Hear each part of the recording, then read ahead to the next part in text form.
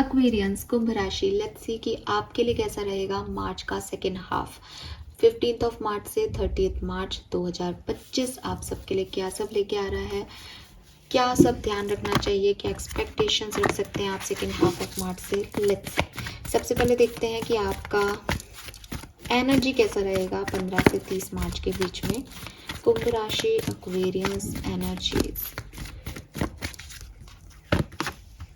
Deceit number 25, तो 25 आपके लिए सिग्निफिकेंट हो सकता है, नंबर 7 सिग्निफिकेंट हो सकता है, 30 सिग्निफिकेंट हो सकता है। मुझे लगता है कि आप काफ़ी ओवरथिंकिंग कर रहे हैं इस पर्टिकुलर टाइम पे और फालतू का ड्रामा जो है वो क्रिएट कर रहे हैं। आपको ट्रस्ट इश्यूज हो रहे हैं लोगों पे, लोगों की एनर्जी में आपको लग रहा है ये मुझसे कुछ छुपा रहे हैं, ये जैसे दिख रहे हैं ये वैसे नहीं है, और ऐसा सोच सोच करके आप भी लोगों के लिए वैसे बन रहे हैं कि क्योंकि आप भी लोगों के लिए ये सोच रहे हो ना, जब मैं किसी के लिए सोचूं कि यार ये सही व्यक्ति नहीं है, ये मुझसे कुछ झूठ बोल रहा है और मैं उससे बात भी कर रही हूँ, इसका मतलब मैं भी एक सही व्यक्ति नहीं हूँ, बिकॉज मुझे ऐसा लग रहा है वो मेरे लिए सही नहीं है पर मैं उसको दिखा रही हूँ कि मुझे तुम सही लग रहे हो। तो कहीं ना कहीं एक मैनिपुलेटिव एनर्जीज मैं आप लोगों की देख रही हूँ, चाहे ये आपकी हैं चाहे ये किसी सामने वाले की हैं, बट अच्छी हेल्दी एनर्जीज नहीं है। ठीक है, ट्रस्ट इश्यूज हैं यहाँ, धोखेबाजों से आप डील कर रहे हो इस समय में या वो आपसे डील कर रहे हैं और किसी की भी एनर्जी प्रॉपर नहीं है। लेट्स सी कि आप क्या अचीव करेंगे, क्या सब हो सकता है 15 से 30 मार्च के बीच में। यांग ओके, सो मुझे लगता है कि आप काफ़ी एक्टिव होने वाले हैं इस पर्टिकुलर टाइम पे, काफ़ी एक्शन लेने वाले हैं, अपने लिए कोई डिसीजन मेकिंग करने वाले हैं। नंबर 1 और नंबर 7 कॉन्जेक्ट हो रहे हैं यहाँ पे, सन और नेपच्यून, तो ये सिचुएशन हो सकती है। आपके फर्स्ट हाउस में केतु हो सकता है, बिल्कुल। सो क्लियरली स्पिरिचुअल तो आप हो ही, स्पिरिचुअलिटी में आप यकीन करते हो, इसीलिए आप ये रीडिंग भी देख रहे होंगे एक्वेरियस, और मस्कुलिन एनर्जी में जा रहे हो, बहुत ज़्यादा रिसीवर एनर्जी में नहीं हो कि कुछ आके मिल जाए, मैंने यूनिवर्स पे सरेंडर कर दिया, मुझे ये चाहिए तो मैंने ये भी काम करा, मैंने सीड्स भी बोए, मुझे ये पेड़ चाहिए तो ये कोई मुझसे बात नहीं कर रहा तो मैंने इससे भी बात खुद से कर ली। सब आप खुद कर रहे हो, सब आपने अपनी रिस्पॉन्सिबिलिटी मान रखा है, घर के काम हो, ऑफिस में हो या कुछ भी, आप बहुत एक्टिव खुद पार्टिसिपेट कर रहे हो हर चीज़ में।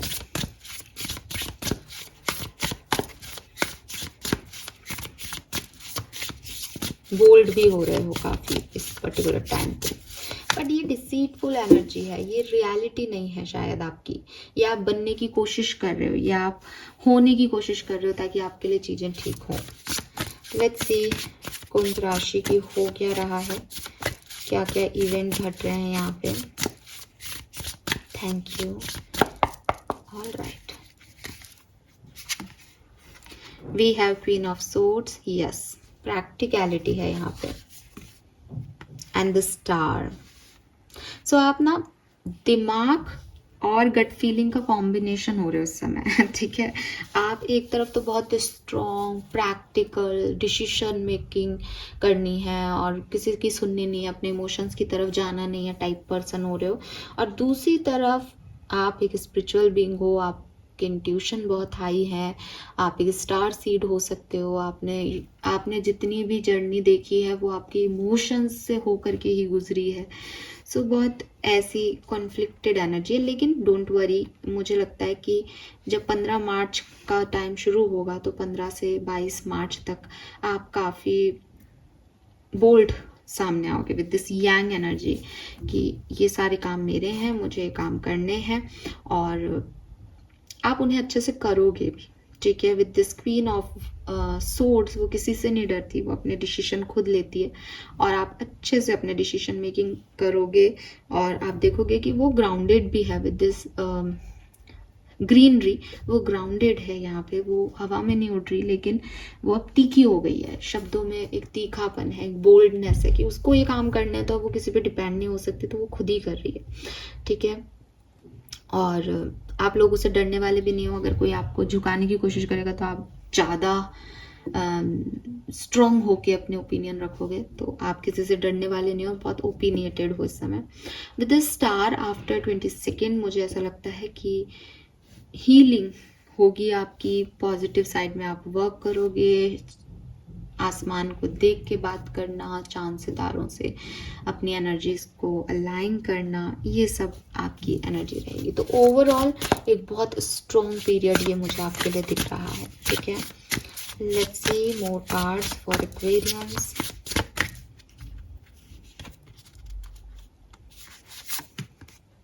Eight of cups, ace of cups.